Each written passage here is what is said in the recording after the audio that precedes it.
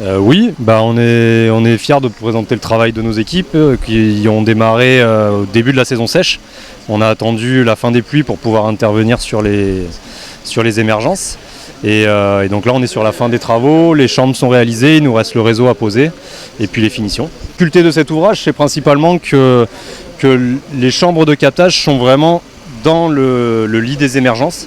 Et donc il faut réaliser les ouvrages en présence d'eau. Et pour faire du bon béton, il faut arriver à assécher la zone, rediriger les eaux provisoirement pour pouvoir faire l'ouvrage conforme et que l'ouvrage tienne dans le temps. Donc la difficulté ici, ça a été surtout ça, de gérer les eaux, les aléas climatiques. Sur Trois-Rivières, il pleut souvent, tous les matins. Et donc cette organisation-là, pour pouvoir faire des travaux conformes. C'est ça, exactement. On a commencé, dès qu'on a été notifié, à préparer, à anticiper les commandes, parce qu'il y a des matériaux spéciaux, des drains inox notamment, qui viennent de Métropole. Donc dès le début, on a anticipé ces commandes. On a préparé le chantier et ensuite, on a pu démarrer pour limiter un maximum les aléas avec tout le matériel et toutes les équipes, les effectifs pour faire ça, faire les travaux dans un délai le plus réduit possible, quoi. Donc aujourd'hui, nous sommes très heureux dans le cadre de cette conférence de presse, dans la mesure où nous sommes à Trois-Rivières, à l'Ermitage Trois-Rivières, sur le chantier du captage qui sera réalisé, un captage plus grand qui nous permettra de pouvoir alimenter près de 2100 abonnés. Donc c'est dire que cette population de Trois-Rivières est en attente. Les travaux sont là, les résultats sont là, donc la satisfaction elle est totale. Voilà. L'objectif premier, c'est de porter des réponses à la population. Nous l'avons promis dans le cadre de notre campagne déjà en 2020. C'est vrai que nos opposants nous ont pointé du doigt. La force est de constater que sur l'eau que nous agissons, le captage est en cours. Donc il permettra de satisfaire plus de 2100 abonnés et très prochainement nous allons aussi par là même livrer le surpresseur de la plaine qui portera autant de réponses à la population. Donc nous sommes heureux, nous continuons à travailler et nous, comme nous le disons toujours, agissons ensemble, nous sommes là pour notre population et nous le ferons. En tout cas, la région participe à cette conférence de presse parce que nous sommes engagés à côté de l'État, à côté du département, pour que nous puissions mettre en œuvre ce plan pluriannuel d'investissement. Nous savons qu'il y a des travaux importants à réaliser pour améliorer la distribution en eau potable et aussi régler le problème du traitement des eaux usées. Donc sur ce PPI, nous avons pu annoncer qu'effectivement plus de la moitié des opérations étaient engagées. Et sachez qu'au travers de ces opérations, la région Guadeloupe porte 4 opérations, dont 2 seront achevées, celle de Petit-Bourg et celle de Trois-Rivières, au mois de mars 2024, et que nous allons engager en tant que maître d'ouvrage, puisque c'est un accord avec la SMGAG, des travaux à Saint-Claude et à Baïf. Mais je n'oublie pas tout ce que la région a pu faire dans le cadre du plan prioritaire. Souvenez-vous, on a fait 15 km de réseau à Vernou. On a alimenté, Capesterre en particulier, qui souffrait énormément dans le quartier de Routier. Donc cet effort qui a toujours été le nôtre, nous allons le poursuivre.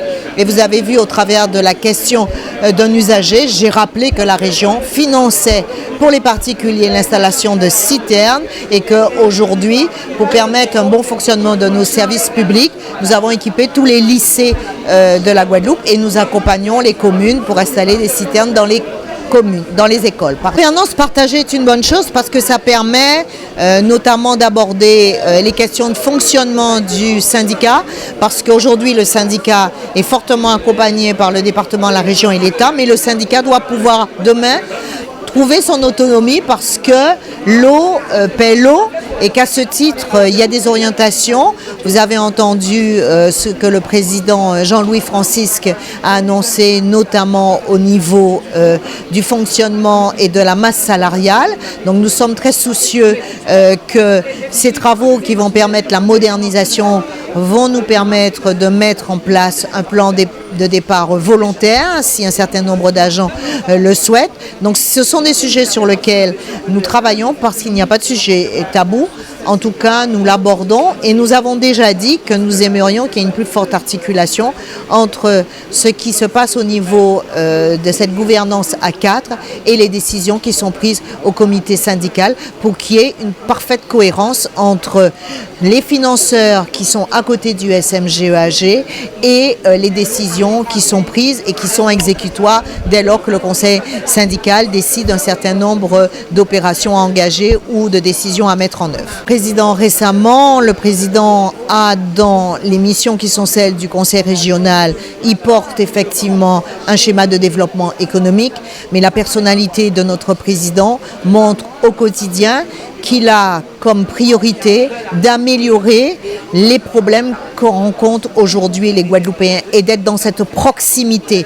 Donc nous ne regardons pas qu'aujourd'hui nous n'avons pas la compétence dans le domaine de l'eau, nous agissons à tous les niveaux, aussi bien lorsque nous élaborons un programme au niveau de l'Europe pour que l'eau soit une priorité. Nous agissons lorsque la commune nous propose un certain nombre d'opérations d'investissement. Nous lui rappelons combien les opérations sur les réseaux sont importantes et nous accompagnons les communes, nous accompagnons les syndicats. Aujourd'hui, s'il y a bien une collectivité qui est engagée depuis plus de 7 ans à côté d'un ensemble des acteurs qui ont cette compétence, c'est bien la région Guadeloupe et qui ne regarde pas la question de la responsabilité des uns et des autres. Il regarde une seule chose, c'est un objectif, tourner la page pour que demain nous ayons de l'eau dans le robinet et que nous puissions préserver notre biodiversité et que nous puissions avoir des structures, notamment au niveau de nos stations d'épuration qui fonctionnent de manière à préserver le milieu naturel parce que c'est la richesse de la Guadeloupe.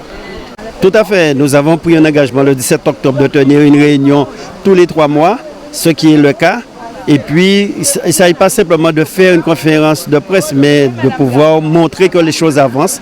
Le PPI est respecté, il y a des travaux qui sont terminés. Vous avez vu 4 gros chantiers, il y a 13 qui sont en cours, il y a d'autres qui vont commencer dès la fin du premier semestre. Et à chaque fois, nous allons donner l'information sur l'avancée de ces travaux. Mais au-delà de l'avancée de ces travaux, sur le coût de ces travaux, mais aussi l'impact. Lorsque nous faisons donc des travaux ici, il faut que la population sache combien d'abonnés, combien de personnes qui seront impactées. Donc, c'est notre démarche dans ce sens. Oui, tout à fait, puisque des travaux se font sur Trois-Rivières, ici à l'Ermitage, mais aussi le surpresseur qui est en plein, qu'on va mettre en place et qui expliqueront que d'ici la fin de ce premier semestre, 80% des tours d'eau seront réglés sur ce territoire. Donc, c'est une très bonne chose et c'est ce que nous voulons sur l'ensemble des territoires de la Guadeloupe. Oui, la gouvernance à 4 pour ce problème montre ses fruits, chacun est imprégné, même si ce n'est pas une compétence directe de la région, du département ou de l'État.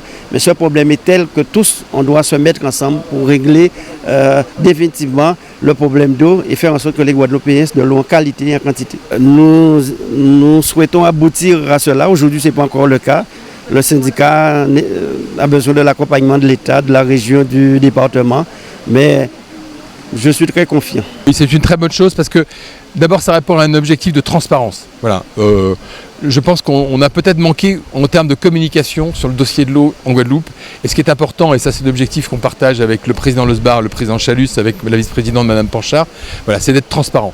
Il faut pouvoir dire aux gens si ça se passe bien, comment ça se déroule. S'il y a du retard, il faut pouvoir l'annoncer. Voilà. Derrière ces opérations, c'est l'amélioration concrète de la situation, que ce soit en matière d'assainissement, en matière d'adduction, en matière de captage. Voilà. On doit avoir, cette année en 2024, on doit avoir un résultat concret, mesurable. On ne va pas résoudre tous les problèmes cette année, mais cette année, on devra avoir les premiers résultats. Et c'est important qu'on ait un suivi au jour le jour et qu'on puisse tous les trimestres rendre compte de l'avancement des travaux. Voilà. Il y a 35 opérations structurantes qui sont derrière nous, qu'on voit sur les panneaux qui sont affichés derrière nous. Il y a 35 opérations structurantes qui doivent nous permettre d'avoir des progrès notables en matière d'eau en qualité et en quantité en Guadeloupe.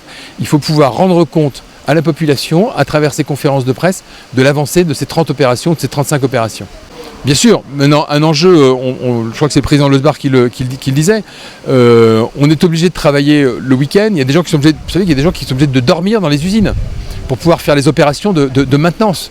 Donc on imagine effectivement en termes de masse salariale, en matière de coûts de personnel, ce que ça peut représenter. Donc effectivement, là aussi, des usines automatisées, c'est des usines où effectivement, d'abord, c'est moins mobilisateur et moins et moins consommateur de main-d'œuvre, de temps de personnel qu'on mobilise sur des tâches qui peuvent être des tâches beaucoup plus valorisantes, ou plus valorisantes effectivement que devoir effectivement attendre qu'il y ait un problème dans une usine pendant tout le week-end. Ça c'est une première chose. Et puis c'est effectivement, ça améliore le fonctionnement. On parlait effectivement par exemple des changements, vous savez, on met du chlore, on met des filtres, de pouvoir alimenter les choses, ça permet aussi d'avoir une meilleure qualité et un meilleur fonctionnement des usines. Oui, l'objectif ici sur Trois-Rivières, je crois qu'on l'a dit les uns et les autres, c'est qu'à la fin de ce semestre, on ait supprimé les tours d'eau ici sur Trois-Rivières. C'est l'objectif. On a de l'eau. La problématique de l'eau ici, c'est qu'on a souvent de l'eau, vous le savez mieux que moi les uns et les autres, on a de l'eau qui est de mauvaise qualité parce qu'on la puise dans un réseau d'eau de surface qui est fragile. Voilà, c'est des rivières, voire des petites rivières. On n'est pas dans l'Hexagone. Moi, j'étais dans un département où l'eau, c'était l'eau de la Maine, l'eau de la Loire et l'eau de la Mayenne. On n'avait pas de souci dans la ressource. Ici, la ressource, elle est fragile. Et donc, il faut pouvoir exploiter de la ressource sûre en quantité et en qualité. Et sur le site de l'Hermitage, c'est à ça que ça répond. On est au pied du massif de la Madeleine. On a de l'eau qui sourd en quantité suffisante et en qualité suffisante pour ne pas avoir ce type de difficulté. Donc, il y a un enjeu fort également. Je pense qu'une des grandes difficultés de l'eau en Guadeloupe, ça a été aussi une gestion de l'eau à travers cette ressource fragile, limitée. On le voit sur Basse-Terre, on peut parler de l'usine de Beauvallon. Voilà, on le voit tout de suite dès qu'on a eu des événements climatiques majeurs. On a connu Philippe, on a connu Tammy. On a tous vu les uns et les autres qu'on s'en s'est suivi 4 à 5 jours de privation d'eau parce que l'eau n'était plus, on ne pouvait plus traiter l'eau parce que les usines étaient anciennes et la turbidité était telle qu'on n'avait pas la capacité technique à traiter l'eau.